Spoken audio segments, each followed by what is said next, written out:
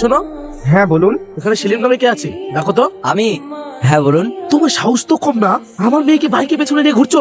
কেন স্যার, এতে সাহসের কি আছে? কেউ যদি বাইকের পেছনে নিজের ইচ্ছা বসতে চাই? তুমি জানো আমি কে? আপনাকে দেখে ভেবেছিলাম একজন ভদ্র মানুষ, কিন্তু আপনার কথাবার্তা শুনে মত বদলালাম। আপনি সত্যি একজন অভদ্র মানুষ। একজন অপরিচিত মানুষের সঙ্গে কিভাবে কথা বলতে হয় সেটাও জানেন না। তোমাদের মতো ওয়েটাররা একটা ভদ্র মানুষকে অভদ্র বলবে, এটাই স্বাভাবিক। আচ্ছা, আমি ওয়েটার হয়ে কি আপনার কাছে কিছু চাইতে গেছি? একটা ওয়েটার হয়ে আমার মুখে মুখে কথা শোনো। তোমার মতো জানোয়ারদের আমার ভালো মতো জানা আছে। কিসের জন্য করছো? শুধু টাকার জন্য। বলো কত টাকা পেলে তুমি আমার মেয়ের জীবন থেকে সরে যাবে? এক্সকিউজ মি, আপনি কাকে কি বলছেন? আপনি ওনার সম্বন্ধে জানেন? হ্যাঁ জানি, ও এই স্টুডেন্টের কর্মচারী মাত্র। আগে না, উনি এই রেস্টুরেন্টের ওনার। তাছাড়া এই শহরে ওনার আরো বড় বড় 4টে রেস্টুরেন্ট আছে, জানতো? বাড়িতে গিয়ে নাকে তেল দিয়ে ঘুমান। উনি চাইলে আপনার যা কিছু আছে সব এখানে বসে কিনে নিতে পারে। হোয়াট? ইয়েস। কি মশাই, শুনে স্ট্যাচু হয়ে গেলেন? দেখলে অজ্ঞান হয়ে যাবেন। যান, বাড়ি গিয়ে আপনার মেয়েকে পুতুল করে রেখে দিন।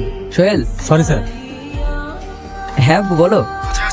আব্বু কি হয়েছে? সেলিম আলিম মাস্তান তোর বোন হাত দিয়ে তুলে নিয়ে গেছে। হোয়াট? কখন? এক্ষুনি